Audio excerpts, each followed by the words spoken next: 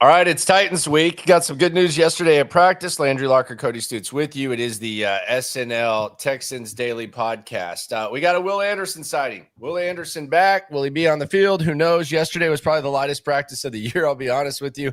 But Will Anderson is back. That cannot hurt at all. But we'll get into the Will Anderson thing. But I think we can both agree that whether he's out there or not, there is definitely an impactful guy on the edge for the Texans. No doubt about that.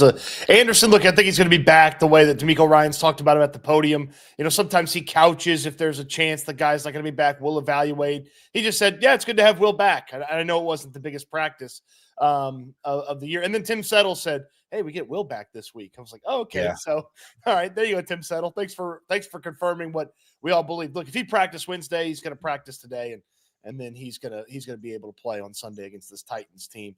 But holding it down in Will Anderson's absence was Danielle Hunter, and he's been awesome. He's worth every penny, Landry. I mean, they made a significant investment in him. I called him the $50 million man because it basically checks out to $25 million each year if he hits all his incentives, which I suppose he will. I mean, he's been awesome. How's he not going to hit the incentives?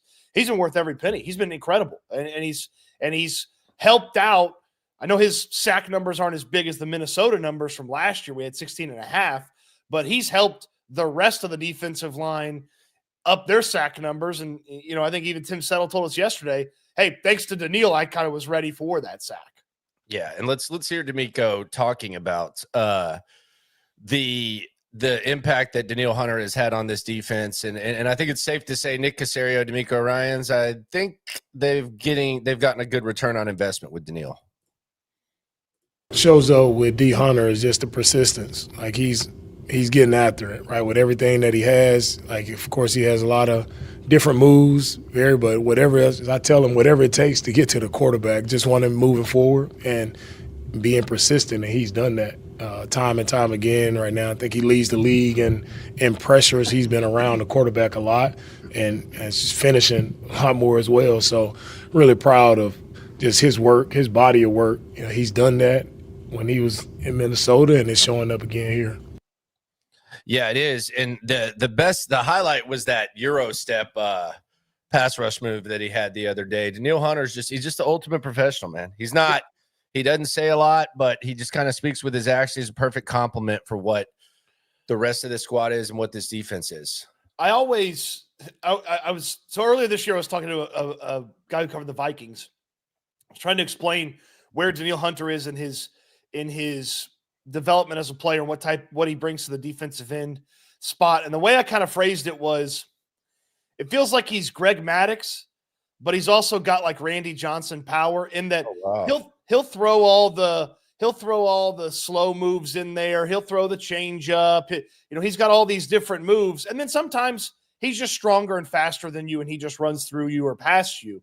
And so it's just like he does a lot at that defensive end spot where, look, I think there are defensive ends that are more successful with less, like they've got a move or they're just super athletic or super strong. Hunter's strong, athletic, and you could tell you saw the Euro step that's been making the rounds on social media this week from the Cowboys game, but just all the different moves that he's got. He can change speeds.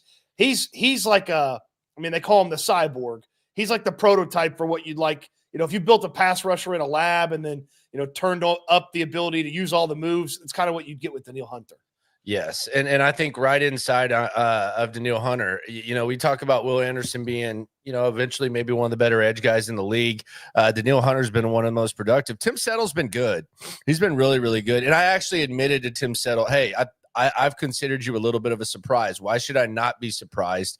And this was after Tim Settle made a claim that not only did the Texans have perhaps the best duo on the edge, but they also have one of the best interior rushers in the league. Here was little Timmy time yesterday during the Texans. I'm going to use quote marks, open locker room. The best rusher interior in the league, and I hope that everybody that's going against me, y'all get a good glimpse of this because I'm like that. Okay, I was going to ask you because whenever we're talking about like surprises and stuff, I'll be honest. I'm like, yeah, Tim Settle's been surprising. It's been a lot of production. Looks like he belongs. Why should we not be surprised what you're doing right now? I've been doing it. Obviously I didn't have all the opportunities, in past teams or situations where it wasn't up. I feel like This team believes in their players, and I feel like they believe that we're going to be able to get it done. And that's another thing. When you got coaches and you got teammates and everybody that's in the organization just behind you, it's easy to execute at a high level. What kind of watch you get this time? We're going to Rolex, man. We're going Rolex. We're going Rolex. And when I do get my 6 sacks this week, I'm going to replace all the other watches I didn't get. It's coming. We going to get this 6th one. So my thing with Tim Settle is, first of all, I hate when people say "people said" because I'm sitting 2 feet in front of you. I said I made the joke they settled for Tim Settle. He's a surprise. He's been a surprise to me. But there's a point to be made about both of these guys we just talked about, and I'll make it here in a second. Yeah, I just think that Tim Settle is a guy who I think will be a part of this thing for a while. I think he's going to get an extension. I think he's everything that they want, everything that exemplifies. And he might be. I mean, you can make a case that might have been the front office's best work this offseason. And I know that Joe Mixon and Danielle Hunter are bigger moves, but those are kind of no brainers. Like if you have money to sign Danielle Hunter because your quarterback's on his rookie deal, he's the best edge guy available. Okay. And you got him on a 2-year deal. If Joe Mixon becomes available after you whiff on Saquon Barkley and the market is the market, I like the manner in which you did it. That's good. But when you find a guy like Tim Settle at a position that even heading into the draft, let's be honest, I think it was probably one of the top 2 positions that people would mention that perhaps they needed. That to me is where you separate a good front office from a great front office. So I love the Settle move. Not only to get the guy in the building, but we're going to see this happen with defenders over the course of D'Amico Ryan's tenure as the head coach. So you're going to find guys that Nick Caserio and D'Amico Ryan's identify that not only do they think there's something more there, but D'Amico Ryan's actually gets it out of them.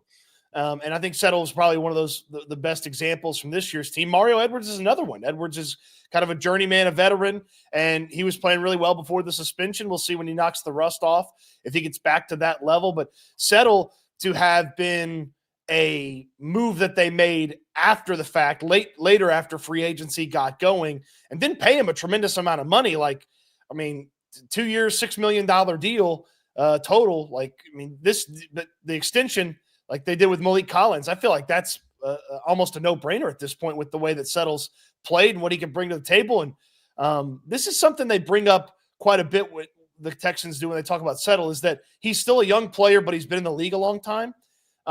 This is his 7th season, and he's only 27. And so it feels like a lot of times when guys are in their 7th, 8th season, they're a little bit older, or it's taken up some time maybe in the interior to get into the league.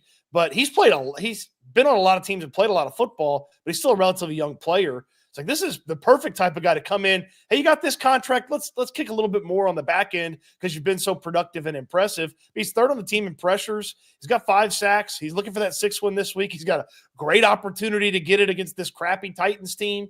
And, local watchmakers, watch out. Tim Settle's about to start dropping some bread on some new watches. Yeah, and I think the other thing is that he just always seems to be there. He always seems to be in the right place. And I think Malik Collins probably frustrated D'Amico Ryan's a little bit more than people wanted to admit, because a lot of times he'd be running past the quarterback as opposed to keeping the quarterback kind of in front of him. I think they like that as well. But I think the Texans D-line, I'm going to say this, I still think you err on the side of caution with Will Anderson. I'm not, if he can go, put him out there. But when you hear Settle and you hear D'Amico both say that they got him back, it's relatively close for Will Anderson. Well, he's going to get he'll get the Nico workload, which is, we're not going to play him every time. We'll play him a little bit. They've got options, especially after the performance Barnett had. Like, it's not like it's hard to put Derek Barnett on the field. He had a really good game on Monday. So put him out there. Danico Autry banged up. He probably needs to practice today before he gets back out there with the 2 injuries that he was on the injury report with. Now, again, it's a walkthrough, so if you miss it, it's not the biggest thing. Thursday's the important one from that standpoint. But, yeah, you've had enough production from the other spots on the line that you can be careful with Will Anderson. But if he's practicing, he's playing, it feels like to me. Again, there you go. Breaking news. You heard it here first. Cody Stoots. Well, I put the caveat of if. So if he's practicing, he's playing. He's got to practice on Thursday and practice on Friday. They're not holding out a guy that practices 3 times. No, I mean, they've done that once. They've done that one time. One time in the entire history of the D'Amico Ryans era, there's been one guy who has not practiced, and he played. No. I'm saying if they practice Wednesday, Thursday, and Friday, they're playing on Sunday. Like there's no question about it. Yeah. I mean, you would think so. One would think. I don't consider yesterday really a practice. It was, but it wasn't, I mean, Will Anderson won walking through when he was killing that dummy. It was. But that was a really light walkthrough. I say, yeah, it was a walkthrough, and there was some, low intensity stuff. And then you watch Will Anderson attack the passing dummy, and he's over there chopping his feet like he's getting ready to blow past the left tackle. That's probably what he does Friday night, to be honest. That's just kind of a Will Anderson thing. Instead of going outside, going out with his friends, Will Anderson's like, hold on, I got the tackling dummy. I got to get to it. In the backyard, 100%. One more thing about Settle and Danielle Hunter. Both pivots. Not the initial intended direction the Texans were taking this offseason. Both pivots. Eric Armstead was the hope. They're kind of watching him, monitoring that situation. They don't get it. They decide to spend the money on Danielle Hunter. They still need a defensive tackle. D'Amico Ryans has said before, can't ever have enough defensive linemen. And then they go and get Tim Settle. And do you remember where we were when the Settle news happened? I'll never forget it. The Texans uniform thing. Yeah, they were showing us the uniform early, and Aaron Wilson had his laptop with him and went sat down on the floor. He was sitting on the floor. The grinder. He had to go get the Tim Settle article up. Yeah, that was that uniform unveil disaster. I wouldn't call it a disaster. You wouldn't? It was pretty disastrous. With those models, you wouldn't call those disasters. Those uniforms look terrible. It was pretty disastrous when the model unfortunately leaked the uniform. No, it was unfortunate when I had to look at the models in the uniforms with freaking shell necklaces on. Yeah, the mannequins made the uniforms look better. Yeah, it looked a lot better. Yeah, that was a disaster. Then everyone's going around bragging that they saw the uniforms. You and McLean, and all these people. It wasn't me. I didn't say anything about it. You're the one that was like, well, McLean said something, so I got to say something. Dude, he was on our show. What do you mean? Of course I did. Speaking of D-lines, that's the good news. The good news is the Texans have a really good D-line, potentially elite. Here's the bad news. You ready for the bad news? What's the bad news, Landry? This is going to be perhaps the best front that the Texans have faced up to this front when it comes to the interior defensive line. I know the Titans suck. They're dog-butted. They're terrible, but they have T'Vondre Sweat and they have Jeffrey Simmons.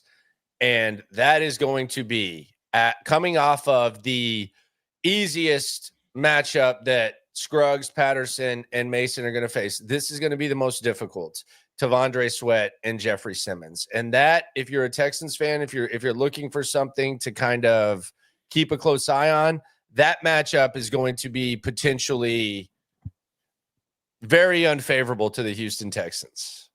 Yeah, it's incredibly tough for those interior offensive linemen. Look, they've had to go against DeForest Buckner and they've had to go against Quinnen Williams, but that's one guy in those situations. This is two guys that can absolutely change the game. You and I have talked about Simmons for years. I feel like AFC South teams know about him, and there's an occasional outside of the AFC South that pays attention to him. He's really, really good, and he's played for a crappy Tennessee team, so I don't know that he's up there with all the other defensive tackles that you hear about across the league, and he didn't have a lot of teammates helping him get these big, gaudy stats like some of the other big-time defensive tackles across the league. But he's so good. And then T'Vondre Sweat has been the best version of what people thought he could be at the NFL level. He plays more than people thought he was going to play. He's a huge human being that is hard to move out of the way. He helps out in the pass rush. He's coming off his best pass rush game of the season against the Vikings. And then, of course, in the run game, they don't make human beings like T'Vondre Sweat very often that make it to the NFL. Like, it's just, he's a throwback guy, like the Casey Hamptons of the back of the day, where they're just large human beings that are impossible to move out of the way. Yeah, it's going to be massive. I don't know what you do. Like, I mean, I guess you can roll out, you can figure it out. I think there's two things and two reasons for concern when it comes to this matchup. It is SNL, Landry Locker, Cody Stoots with you. Be sure to subscribe, type in Locker, Stoots, Texans on all podcast platforms. Subscribe. Got your practice report later today. Bobby Slowick is going to speak today, which brings me to the two concerns. Damn it, Bobby. If you can't run the ball against the Titans, and as bad as the Titans have been, they've done a really excellent job against the run. Do you keep trying? Like, is Bobby Slowick, is this going to be one of those games where you're unable to run the rock, especially up the middle, but you're still continuing to try? That's a little bit concerning, and I think that's one of the biggest causes for concern that Texans fans will have. And then the other thing is that you obviously have a bad interior offense. This is just Captain Obvious, but you have a bad interior offensive line, and they're going to be going against these guys. So how will they be able to hold up? You're going to have to give at least some resistance if you're these guys. You're going to have to overcome it, because it's that they are outmanned here. They're outmanned, or you're going to have to help them out and figure something out. I mean, look, for the third week in a row, they've got to improve over what they did last week. And the tough part is it's a much more difficult opponent than what they had on Monday night. But Scruggs and Patterson and Mason haven't been good this year. This alignment has been okay, but they haven't been able.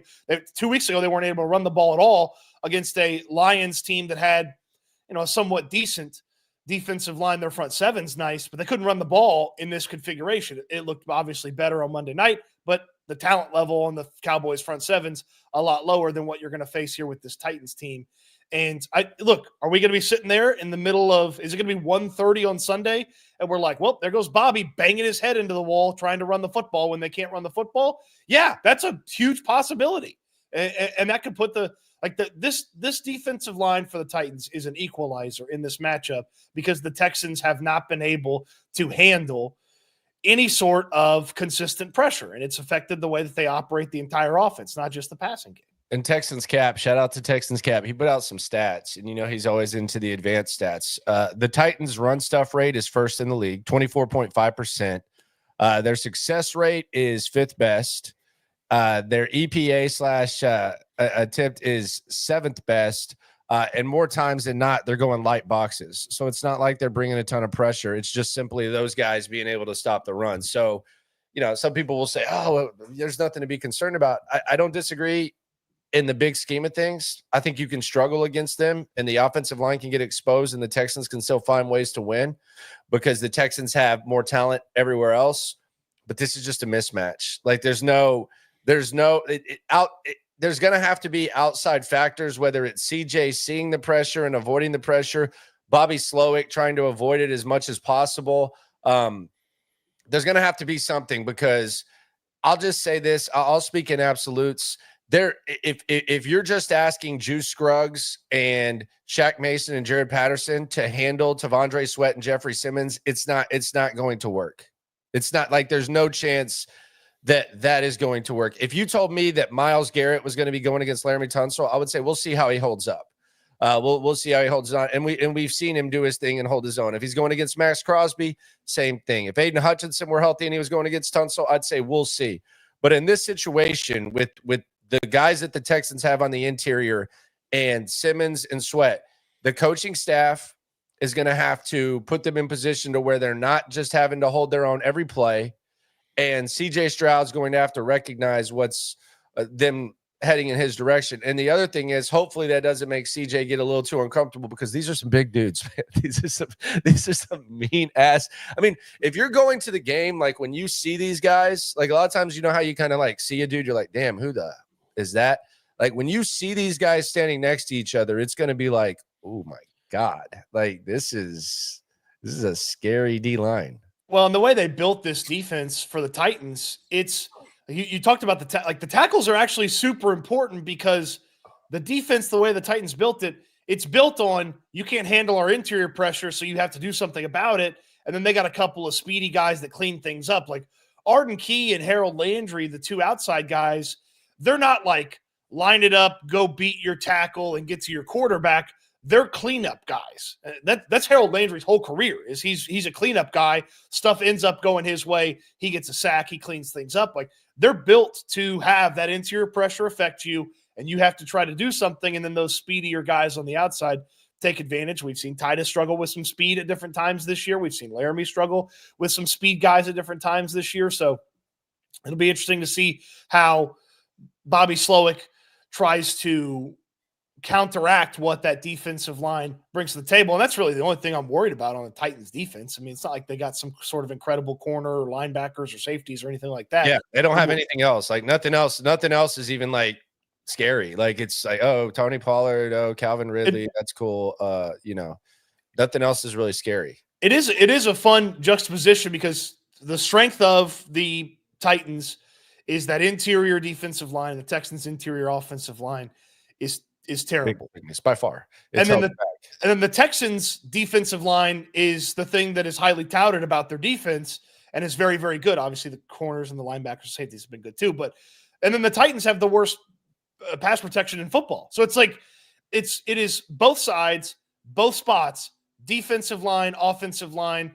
Like you don't want to go simplistic football, idiot and say, hey, it's all in the trenches. But like the strongest part of the Texans defense and the weakest part of the Tennessee offense, and switch it. Strongest part of the Tennessee defense and the weakest part of the Texans offense. 100%. It's right there. 100% right at the top on each. AK, he says Abu Kenna.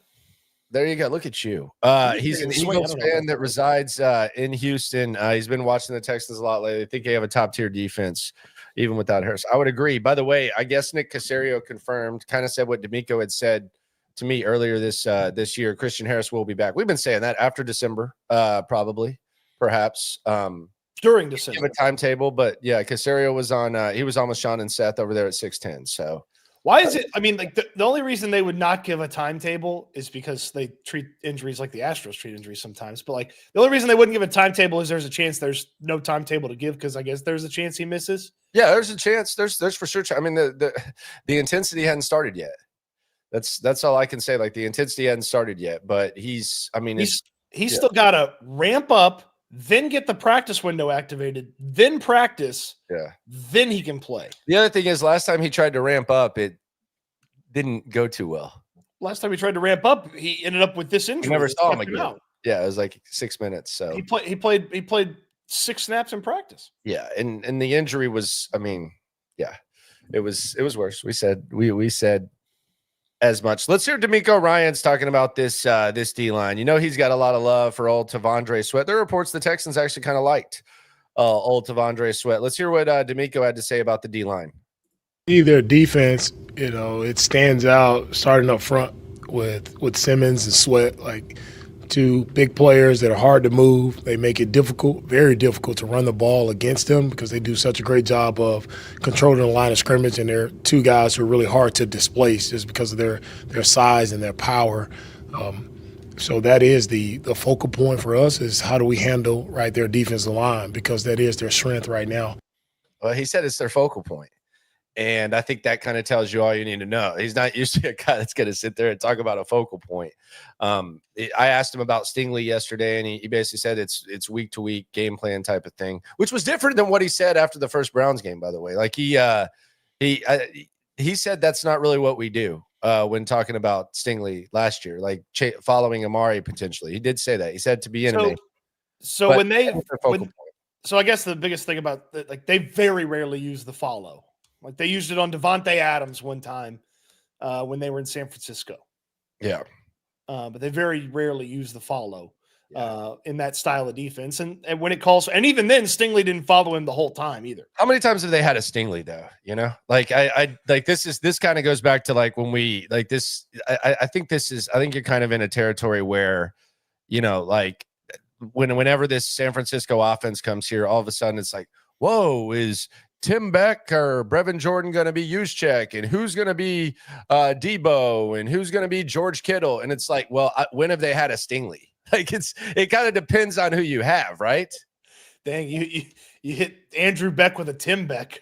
Well, I mean, whatever the hell, who cares? Andrew Beck. That's your guy. You're the biggest Andrew Beck fan in the world. Last year, I said he wasn't going to make the team this year.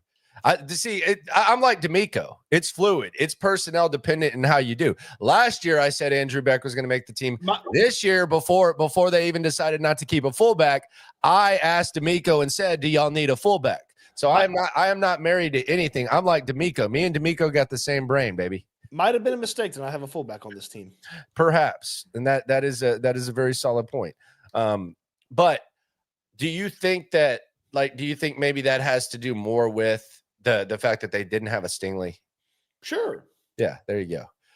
What do you think they do with this Sweat Simmons thing? Because it's one thing to say that we're aware of it. They're not just going to try to run just to run. Oh, you don't think so? You don't think Bobby's just going to let Joe Mixon try to run into those two big defensive linemen?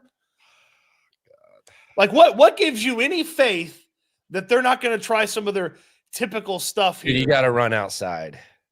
Yeah, they need to. They need to. Yeah, not running up the gut. And well, the problem is when they run outside, they really only run left, and so it's like I think we all know the reason why they don't always run right when they go outside. What is that? Damn it, yeah, Bobby. Yeah, of course they're going to try to smash their head in the wall a couple times before they figure some things out. Well, can Slowick's scheme around these D lines? That's going to be interesting. They got some good ones too. They're going to have Chris Jones. They're going to have Baltimore. It's going to get tougher. Can he? Goodness. Absolutely, he can. Will he? I mean, what's giving you the confidence that he will? Derek says we don't really need Harris this year. I don't necessarily disagree. I think he'd be a nice guy to add, but I don't think it's like crucial. Like we're not sitting on pins and needles saying, God, we really need Christian Harris. I agree with you, but it would be nice to have him for sure, especially in the rotation. I wonder if Devin White's kind of playing that Christian Harris role right now, like the super athletic linebacker that they pass rush with a little bit, but also throw him out there in some coverage sometimes. Because Henry To'oTo'o can't cover, but To'oTo'o's had a nice season at linebacker. Yeah, he's been good. Andrew says we got Settle and Edwards for the price of Rankins. I think that's a good way to look at it. I think that's a really, really, really good way to look at it. And maybe Malik Collins. How much was Malik Collins? Well, Rankins ended up with 13.5 or 12.5 or something like that. Yeah. But both those guys were kind of high dollar. They tried to get Rankins, but then it the money went just a little bit higher than they were comfortable. So he got 12.25 over 2 years, so 24.5 total. So I want to ask about this before we get out of here, get ready for practice. Fun day, Bobby Slowick day. I got to ask him about his ball cap, man. Hold on, I'm doing some contract math here. Hold on, give me. All right, thanks, Texan cap. Yeah, no, I'm just Settle's $3 million, Mario Edwards $2 million. So they saved a bunch of money and they're getting. Leave that to Texans cap, okay? You get out, you stay in your lane, brother.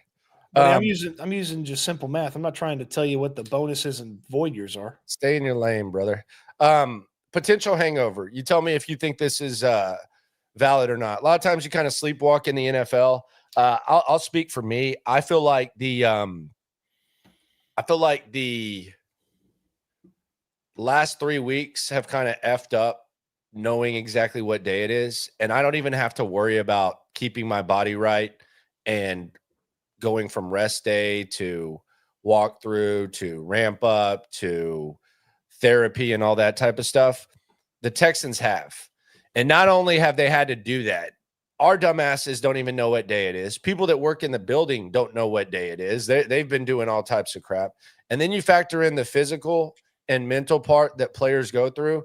Like you're playing these high energy, high testosterone, high like excitement primetime games where you're facing the Jets in the Big Apple, which is easy to get up for. You're facing the Detroit Lions, the best team in the NFL, in front of a sold-out crowd. Easy to get up for. Say what you want about the Cowboys. Jerry World Monday night. I don't think there's a bigger stage than that, no matter how you feel. And now you're going back to the noon game, and you're facing the Tennessee Titans. And not only are you facing the Tennessee Titans, you're facing a team that strength is your weakness. The betting line has gone from 8-5 to, I think, 7. I think I even saw it at 6-5 at some points. Oh, this gets under 7. I'm taking a big swing. Is this going to be a potential hangover and maybe a potential kind of laissez-faire effort from the Texans? Because let's be honest, I don't think the crowd's going to really help them. Maybe they will, maybe they won't. I don't know. I don't think it's going to be as intense as they were in Dallas. Is this a potential hangover for the Texans? No, because they got the perfect. They got the perfect hangover cure that is the Titans offense coming to town. They stink. and their quarterback's going to hand you the football at least twice in this game.